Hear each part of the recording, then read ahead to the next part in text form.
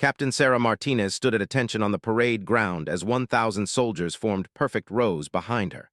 The morning sun cast long shadows across the military base, and the crisp autumn air carried the sound of marching boots and barked commands. She had worked 15 years to reach this moment, the ceremony where she would receive her promotion to Admiral, the first woman in her family's military history to achieve such rank. Admiral Robert Hawthorne stepped forward with the ceremonial sword and insignia. His weathered face showed no emotion as he approached the podium.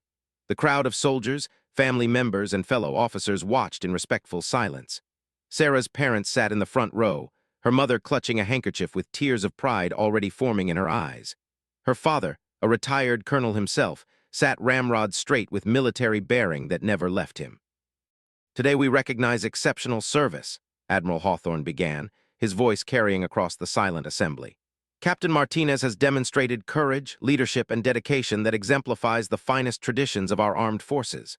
His words seemed genuine, but Sarah noticed something cold in his gray eyes that made her uneasy. She had heard whispers about Hawthorne's old-fashioned views regarding women in combat roles, but she never expected it would affect this moment. As Sarah stepped forward to receive her new rank insignia, Admiral Hawthorne leaned close enough that only she could hear his next words. "You don't deserve this," he whispered harshly.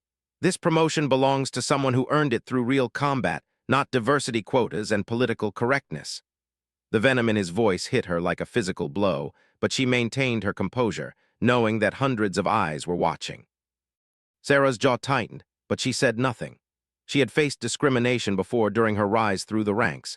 Male colleagues who questioned her abilities, superiors who gave her the most dangerous assignments hoping she would fail, and endless whispers that her success came from special treatment rather than merit. She had answered every challenge with excellence, leading troops through 3 combat deployments and earning decorations for valor that few officers could match. The ceremony continued with Admiral Hawthorne pinning the new insignia to her uniform. His hands were deliberately rough, pressing the pins hard enough to cause discomfort. Sarah remained motionless, her face a mask of military discipline even as anger burned inside her chest. She thought of the soldiers she had led through enemy fire, the lives she had saved, and the respect she had earned from every person who had actually served under her command. "Congratulations, Admiral Martinez," Hawthorne said loudly for the crowd to hear, but his handshake was crushing, meant to intimidate. Sarah met his grip with equal force, her years of physical training serving her well. She had grown up with 4 brothers and learned early that showing weakness only invited more aggression. The audience burst into applause as Sarah turned to face them with her new rank proudly displayed. She spotted her mentor, General Wells, in the crowd. Wells had paved the way for women like Sarah, facing even worse treatment during her own career decades earlier. Their eyes met across the distance, and Wells gave her an almost imperceptible nod that seemed to say, "Stay strong. This isn't over." During the reception that followed, Sarah moved through the crowd accepting congratulations and well wishes. Fellow officers who had served with her spoke glowingly of her leadership abilities. Enlisted soldiers who had been under her command shared stories of how she had looked out for their welfare even in the most dangerous situations. But Admiral Hawthorne watched from across the room with obvious disapproval, making no effort to hide his disdain. "He's going to be a problem," warned Colonel James Murphy, Sarah's longtime friend and fellow officer who had witnessed the tension during the ceremony. Murphy had served alongside Sarah in Afghanistan and knew her capabilities better than most. "Hawthorne has been blocking women's promotions for years. You're only here because General Wells pulled strings with the Pentagon." Sarah sipped her coffee and watched Hawthorne through the crowd. "I've dealt with men like him before," she replied quietly. "The key is not to give them any ammunition to use against you. I'll do my job so well that even his prejudice can't find fault." But deep down, she wondered if excellence alone would be enough when facing someone who had already decided she was unworthy based solely on her gender. As the reception wound down, Sarah noticed several junior officers, both male and female, watching her carefully. They were looking for signs of how she would handle the obvious hostility from a superior officer. Her response would set a tone that could affect their own careers and the progress of equality within the military structure. The weight of representation pressed down on her shoulders like a heavy burden. That evening, Sarah returned to her quarters and finally allowed herself to process what had happened. She had achieved her dream of becoming an admiral, but the moment had been poisoned by Hawthorne's cruelty. She thought about calling her parents to share her concerns, but decided against worrying them on what should be a day of celebration. Instead, she sat at her desk and began planning how she would prove her worth in the new position. The next morning brought Sarah's first briefing as Admiral. She arrived early to review intelligence reports and operational plans. The conference room filled with staff officers, intelligence analysts, and department heads who would now report to her. Admiral Hawthorne entered last, taking a seat directly across from her at the long table. His presence seemed to fill the room with tension that everyone could feel but no one dared acknowledge. "Admiral Martinez will be taking over the Pacific Fleet operations," announced General Wells, who had come to oversee the transition. Her experience in joint operations and strategic planning makes her uniquely qualified for this command. The staff officers nodded respectfully, but Sarah noticed how they glanced nervously between her and Admiral Hawthorne. Admiral Hawthorne cleared his throat loudly. "I trust the Admiral understands that this command requires someone who can make difficult decisions under pressure," he said, his tone suggesting doubt about her capabilities. "The Pacific region faces complex threats that demand experience with real combat situations, not just peacekeeping missions." The insult was clear to everyone in the room, though carefully worded to maintain plausible deniability. Sarah felt heat rise in her cheeks, but kept her voice steady and professional. "I appreciate your concern, Admiral Hawthorne. My 3 combat deployments and the Bronze Star for Valor suggest I'm familiar with making life-and-death decisions under enemy fire." Her response was factual and measured, but it clearly established that she would not be intimidated. The first weeks of Admiral Martinez's new command passed in a blur of strategic meetings, personnel reviews, and operational planning. She threw herself into the work with characteristic intensity, studying every detail of the Pacific Fleet's capabilities and challenges. Her staff quickly learned that their new admiral demanded excellence, but also listened to their expertise and valued their input.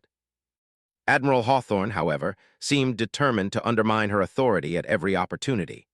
During joint staff meetings, he would openly question her decisions in front of subordinates. When she proposed new training protocols based on lessons learned from recent deployments, he dismissed them as theoretical nonsense from someone who spent more time in briefing rooms than battlefields. "The Admiral seems to have strong opinions about combat effectiveness for someone whose last deployment was mostly logistics coordination," Hawthorne remarked during one particularly tense session. The comment was factually incorrect. Sarah had led troops in direct combat operations, but correcting him publicly would seem defensive and petty. Sarah's aide, Captain Lisa, watched these exchanges with growing anger, had served under Sarah in Afghanistan and witnessed firsthand her courage under fire. "Admiral, with respect, his behavior is completely unprofessional," said after one especially hostile meeting. "You could file a formal complaint with General Wells." "That would only prove his point that women need special protection," Sarah replied, reviewing intelligence reports at her desk. "I need to handle this myself, professionally and effectively." But privately, she wondered how long she could endure the constant undermining before it began affecting her ability to command effectively. The situation escalated when Admiral Hawthorne began interfering with Sarah's operational orders. She had scheduled joint training exercises with Allied naval forces, complex operations designed to improve coordination and readiness. Hawthorne sent contradictory instructions to the fleet commanders, claiming authority based on his longer service and experience. Captain, one of the fleet commanders, found himself caught between conflicting orders. "Admiral Martinez, I'm getting different instructions from Admiral Hawthorne," he reported over secure communications. "He's telling me to cancel the submarine warfare portion of the exercise because it's too complex for current leadership to manage safely." The interference was now affecting operational readiness and confusing the chain of command. Sarah realized she could no longer ignore Hawthorne's behavior, as it was beginning to impact military effectiveness. She requested a private meeting with General Wells to discuss the situation. "I'm aware of the tension," General Wells admitted when they met in her office. "Hawthorne is old-school military who believes combat leadership requires certain, traditional qualities. He sees your promotion as political rather than merit-based." Wells rubbed her temples, clearly frustrated with the situation. "But he's also a decorated officer with powerful allies in the Pentagon." Sarah sat forward in her chair, choosing her words carefully. "General, his interference is affecting operational readiness." Fleet commanders are receiving contradictory orders, and my authority is being undermined in front of Allied forces. This isn't about personal feelings anymore, it's about military effectiveness. I'll speak with him, Wells promised. But Sarah, you need to understand that some battles have to be fought carefully. Hawthorne is looking for any excuse to prove that women can't handle command pressure. Don't give him that satisfaction. The conversation with General Wells seemed to have little effect.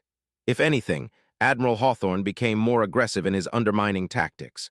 During a briefing with foreign military, he made a point of publicly correcting Sarah's assessment of regional threats. The Admiral's analysis is interesting from an academic perspective, he said with a condescending smile, but those of us with actual combat experience might see things differently. The foreign officers exchanged uncomfortable glances, clearly aware they were witnessing internal conflict within American military leadership. Sarah maintained her composure, but the public humiliation stung deeply. She had spent years building relationships with these allies, and Hawthorne's behavior was damaging her credibility with important international partners. That evening, Sarah called her father for advice. Colonel Martinez had faced his own share of difficult superiors during his career. "Dad, how did you handle officers who tried to undermine your authority?" she asked, packing her quarters. "Carefully and professionally," he replied after a long pause. "But Sarah, what you're facing is different. This man isn't just challenging your decisions, he's challenging your right to command based on your gender. That's a line that shouldn't be crossed." Her father's voice carried an edge of anger that she rarely heard.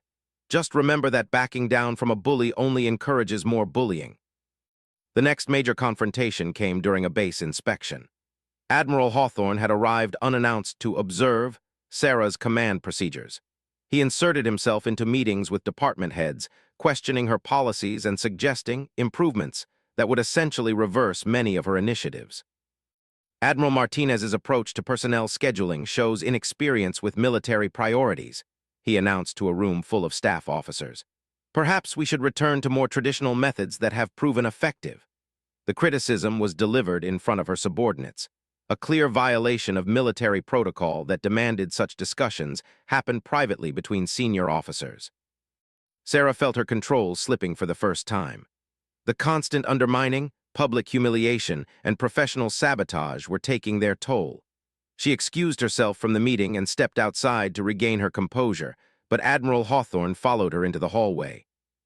"Having trouble with the pressure, Admiral?" he asked with mock concern. "Command can be overwhelming for those who aren't prepared for it." His tone was patronizing and cruel, designed to provoke a reaction that he could use against her later. "I'm handling the pressure just fine," Sarah replied evenly, though her hands were clenched into fists at her sides. She thought about her troops who had trusted her leadership in combat, about the junior officers who looked to her as an example, about the decades of progress that could be damaged if she lost control. Hawthorne stepped closer, invading her personal space in a way that felt threatening. "We both know you don't belong here," he said quietly. "This promotion was a political stunt, and everyone can see it. You're out of your depth, and it's only a matter of time before you prove it." The words hit Sarah like physical blows, each syllable designed to wound and humiliate. She had endured months of his hostility, but this direct personal attack in the hallway of her own command crossed every line of military professionalism. Her father's words echoed in her mind about not backing down from bullies. "Admiral Hawthorne," she said, her voice deadly calm, "I suggest you return to your own duties and allow me to manage mine." She turned to walk back into the building, hoping to end the confrontation before it escalated further. But Hawthorne wasn't finished. "Running away when things get tough," he called after her loud enough for passing soldiers to hear. "Maybe that's why women shouldn't be in command positions. They can't handle direct confrontation." Admiral Martinez stopped walking when she heard Hawthorne's latest insult echo through the hallway. Several enlisted personnel and junior officers had witnessed his words, their faces showing shock at such unprofessional behavior from a senior officer. The accusation of cowardice cut deeper than his previous attacks, because it struck at the core of her military identity. She turned slowly to face him, her expression controlled but her eyes blazing with suppressed anger. "Admiral Hawthorne, I strongly advise you to reconsider your words and conduct yourself in a manner befitting your rank and position." Her voice carried the authority of command, but Hawthorne seemed emboldened rather than warned by her restraint. "Or what?" he challenged, stepping even closer. "You'll file a complaint? Run to General Wells like you did before?" His voice rose enough that more personnel began gathering in the corridor, drawn by the obvious confrontation between two senior officers. "This is exactly what I'm talking about. When faced with real pressure, women always look for someone else to fight their battles." Captain appeared at the end of the hallway, having heard raised voices from her office. She quickly assessed the situation and moved closer, ready to intervene if necessary. Other staff officers began arriving as word spread that something significant was happening between the two admirals. Sarah felt the weight of every gaze upon her. These soldiers needed to see how their commander would handle this challenge to her authority. Her response would be remembered and discussed throughout the base, and it would either strengthen or undermine her ability to lead effectively. "Admiral Hawthorne," she said with forced calm, "this conversation is inappropriate and unprofessional. I'm ordering you to return to your quarters and schedule a formal meeting if you have concerns about operational matters." She used her command authority clearly and publicly, giving him a direct order that he was legally obligated to follow. Hawthorne's face reddened with fury at being commanded by someone he considered inferior. "You don't get to order me around," he snarled. "I've been serving this country since before you were out of diapers. I won't take orders from some diversity hire who thinks a pretty uniform makes her a real officer." The insult was so blatant and offensive that several of the watching soldiers audibly gasped. Sarah felt something snap inside her chest. She had endured months of subtle undermining, professional sabotage, and personal attacks. She had tried to handle the situation through proper channels and military protocol. But this public humiliation in front of her own troops crossed every line of military discipline and human decency. "That's enough," Sarah said, her voice rising for the first time. "You will address me by my proper rank and title, or you will remove yourself from my base immediately." The corridor had filled with personnel, creating an audience of nearly 50 people witnessing this unprecedented confrontation between senior officers. Admiral Hawthorne laughed mockingly. "Your base? This is a real military installation, not some social experiment. You're playing dress-up in a uniform you haven't earned, commanding soldiers you're not qualified to lead." He gestured dismissively at the gathered troops. "Ask any of these real soldiers what they think about taking orders from someone who got promoted for political reasons." The attack on her qualifications and the suggestion that her troops didn't respect her pushed Sarah beyond her breaking point. She had led these same soldiers through training exercises, personnel crises, and operational challenges. She knew they respected her leadership because she had earned it through competence, dedication, and genuine care for their welfare. "You will not question my qualifications or my relationship with my troops," Sarah said, stepping forward until she was directly in front of Hawthorne. "I have served with honor and distinction, and I will not allow your personal prejudices to undermine this command." Hawthorne's response was swift and shocking. Without warning, he drew back his right hand and slapped Sarah hard across the face. The sound echoed through the corridor like a gunshot. The assembled soldiers stood frozen in disbelief, unable to process what they had just witnessed. The strike was not just a physical assault. It was a deliberate attempt to humiliate and degrade her in front of her troops. In military culture, such an attack on a commanding officer was almost unthinkable. It was designed to destroy her authority and prove his point that she was weak and unfit for command. Sarah's head snapped to the side from the force of the blow. Her cheek burned, and she could taste blood where her teeth had cut the inside of her mouth. For a moment, the hallway was completely silent except for the sound of shocked breathing from the watching soldiers. Captain took a step forward, her hand moving instinctively toward her sidearm, but Sarah raised her hand slightly to stop her.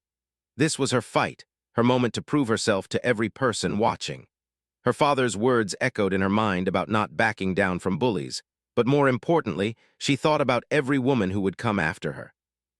Admiral Hawthorne stood with a satisfied smirk on his face, clearly expecting her to break down or retreat in humiliation. "Now you know your place," he said quietly, but loud enough for the nearest soldiers to hear. "This is what happens when people try to play roles they're not suited for." Sarah touched her cheek where his hand had struck her, feeling the heat and swelling beginning. She looked around at the faces of her soldiers. Some showed anger at what they had witnessed.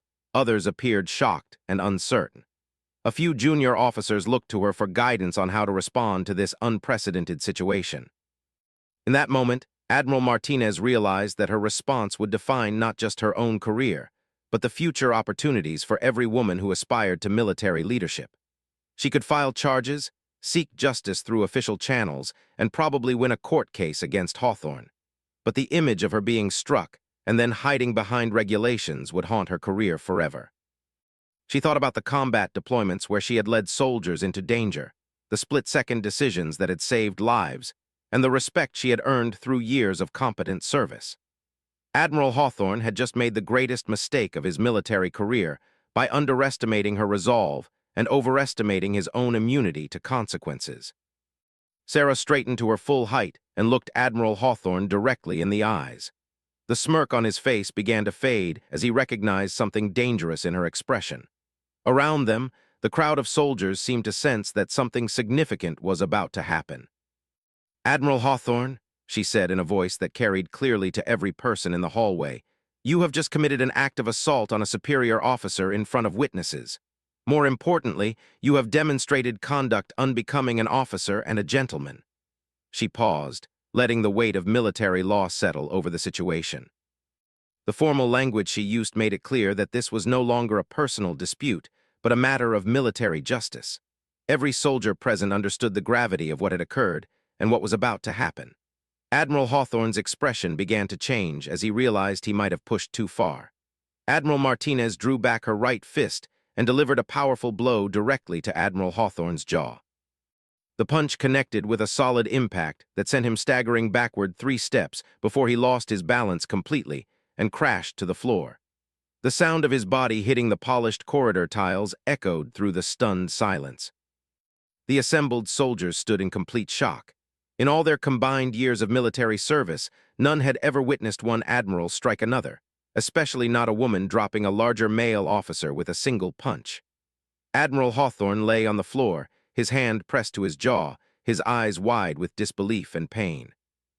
"That," Admiral Martinez announced clearly to the entire corridor, "is what happens when someone forgets that respect is earned through character and competence, not demanded through intimidation and prejudice." Her voice carried the authority of absolute command, and every soldier present felt the power of her words. Captain stepped forward, her expression mixing professional concern with barely concealed satisfaction. "Admiral Martinez, are you injured? Do you require medical attention?" Her question was formally correct, but her tone suggested she was more worried about her commander's knuckles than her cheek. Sarah flexed her right hand, nodding the slight soreness across her knuckles. Years of military fitness training and personal defense courses had taught her how to throw a proper punch, and her brother's childhood roughhousing had given her practical experience. "I'm fine, Captain. Please ensure Admiral Hawthorne receives appropriate medical evaluation." Admiral Hawthorne struggled to his feet, his dignity shattered along with his assumption of superiority. His jaw was already beginning to swell, and he worked it carefully to ensure nothing was broken. The humiliation of being knocked down by the woman he had been tormenting was written clearly across his face. "You'll regret this," he managed to say through his damaged jaw. "Assault on a senior officer is a court-martial offense. Your career is finished." But his words lacked conviction, and several of the watching soldiers exchanged glances that suggested they had seen him strike first. Admiral Martinez stepped closer to where Hawthorne was slowly getting to his feet. "Admiral, you seem to have forgotten that you committed assault first, in front of approximately 50 witnesses." She gestured to the assembled crowd. "My response was legally justified self-defense under military law. Any court-martial proceeding would need to address your initial attack." The legal reality of the situation began to sink in for everyone present. Hawthorne had indeed struck first, and military law was clear about the right to self-defense. Moreover, his months of harassment and professional undermining had been witnessed by numerous personnel who could testify to a pattern of misconduct. Sergeant Major Williams, a 30-year veteran who had served under multiple commanders, stepped forward from the crowd. "Admiral Martinez, speaking for the enlisted personnel, we want you to know that we witnessed Admiral Hawthorne strike you first.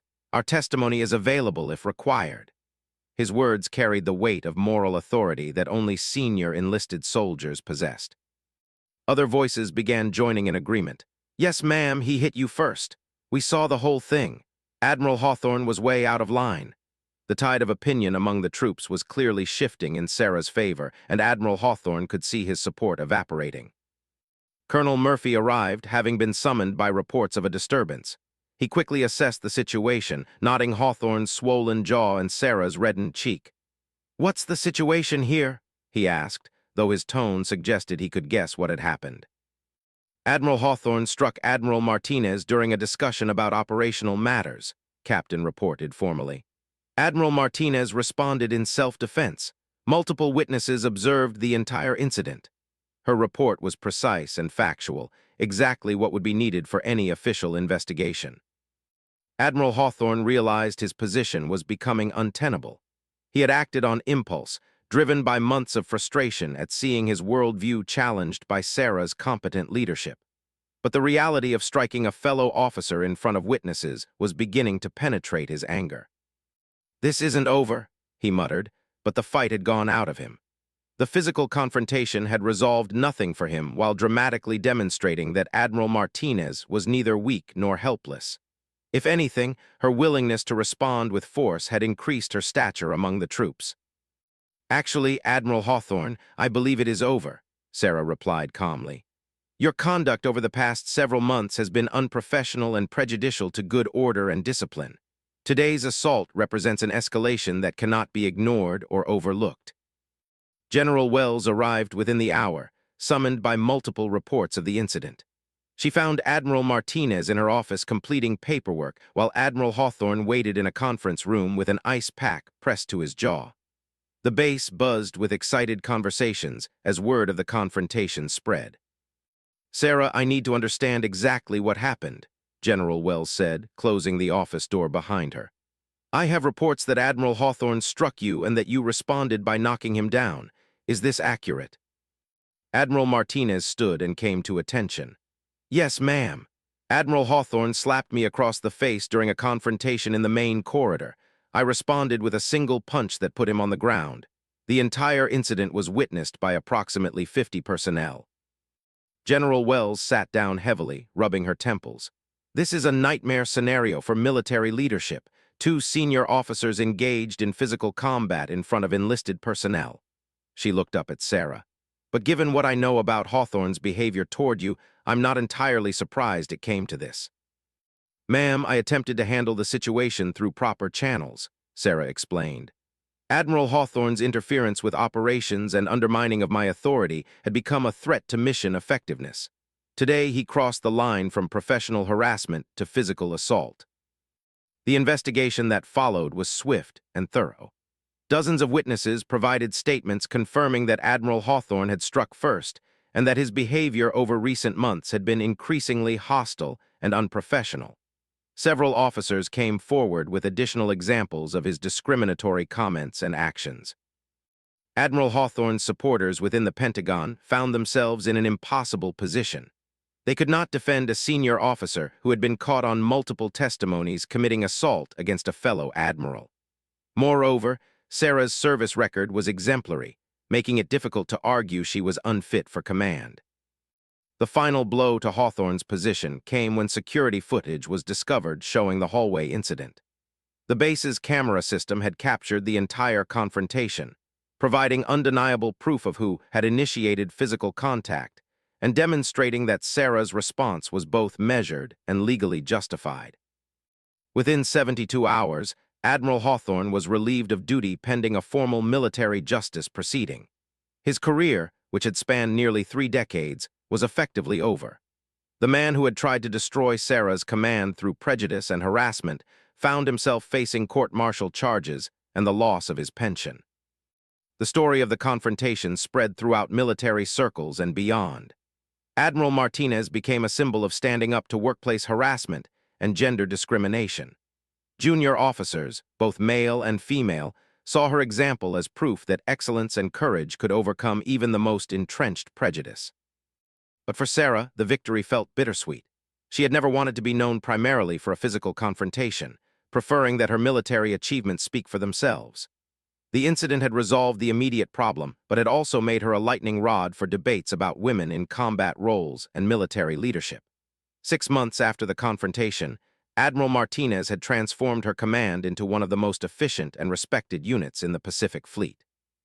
The incident with Admiral Hawthorne had initially created uncertainty among some officers, but Sarah's consistent professionalism and strategic brilliance quickly proved that her promotion had been based entirely on merit.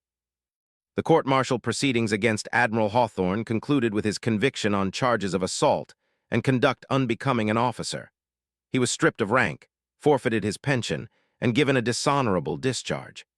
The military justice system had spoken clearly that such behavior would not be tolerated regardless of an officer's previous service record or political connections.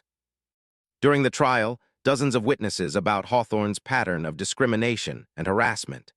Other women officers came forward with their own experiences, revealing a systematic campaign to undermine female leadership throughout his career. The proceedings exposed an ugly truth about institutional prejudice that the military could no longer ignore. Admiral Martinez, with dignity and precision, recounting the months of professional sabotage and the final assault that had triggered her response. She showed no satisfaction in Hawthorne's downfall, instead expressing regret that the situation had escalated to physical confrontation. Her testimony demonstrated the measured judgment and moral character that defined true military leadership. The media attention surrounding the case had been intense, but generally positive. Sarah found herself featured on magazine covers and news programs as an example of courage under pressure. Military historians compared her stand to other pivotal moments in the integration of armed forces, noting that progress often required individuals willing to risk their careers for principle. General Wells privately expressed relief at the outcome. "Sarah, what you did was legally justified and morally necessary," she said during a confidential meeting. "But more importantly, you've changed the conversation about women in military leadership.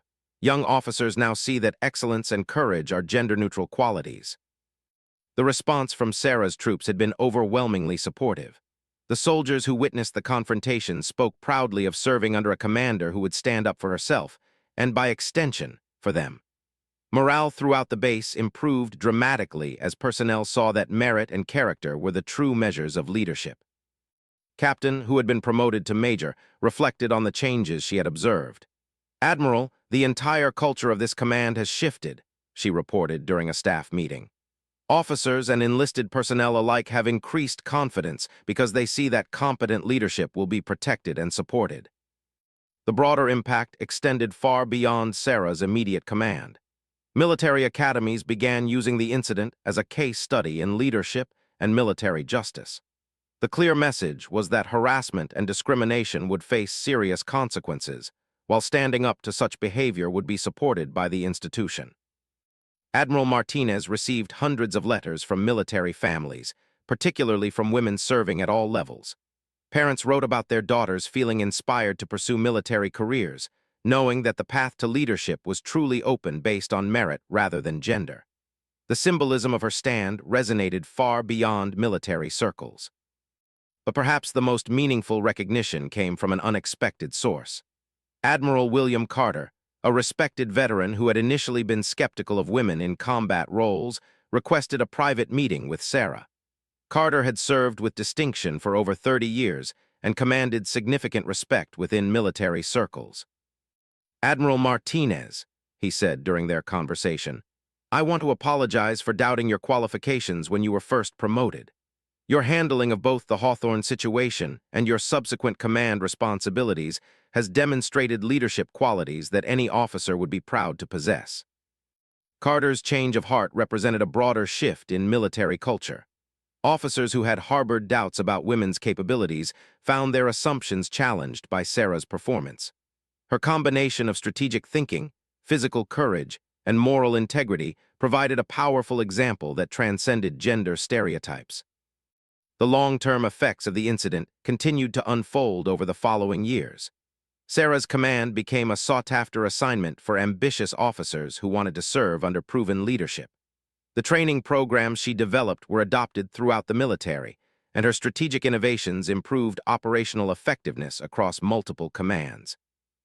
More importantly, the number of women applying for military leadership positions increased significantly.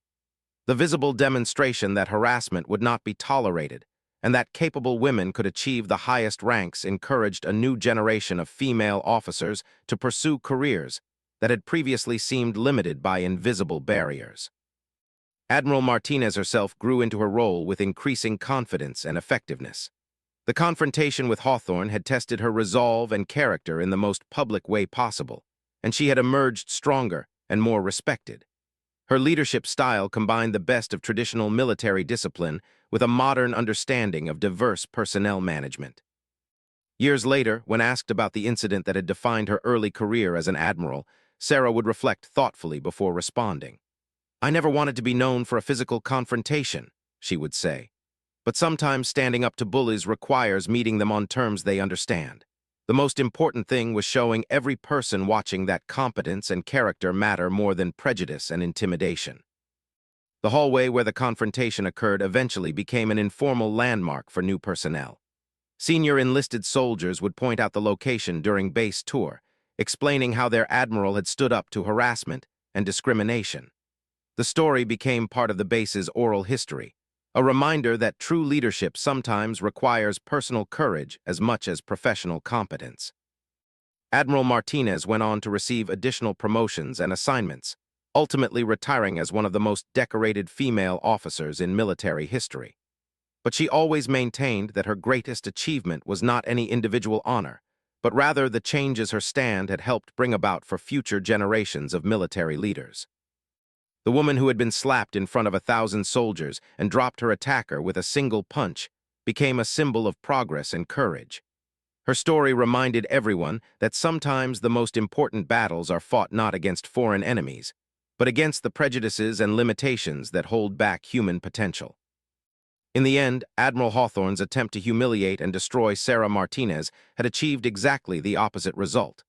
His assault had triggered a response that demonstrated her strength, competence, and character in the most dramatic way possible. The man who tried to prove women were unfit for command had instead provided the stage for one woman to prove that leadership, courage, and integrity know no gender boundaries. The military emerged stronger and more just from the entire incident. Harassment and discrimination faced clearer consequences, while merit and character received stronger protection and support. Admiral Martinez had not only defended herself that day in the hallway, she had helped defend the principle that every person should have the opportunity to serve and lead based on their abilities rather than others' prejudices. The transformation was not complete or perfect, but it was real and meaningful. Future generations of officers, both male and female, would serve in a military culture that had been improved by one woman's refusal to accept treatment that diminished her dignity and undermined her authority. Sometimes the most important victories happen not on foreign battlefields, but in the everyday struggles for respect and equality that define true progress.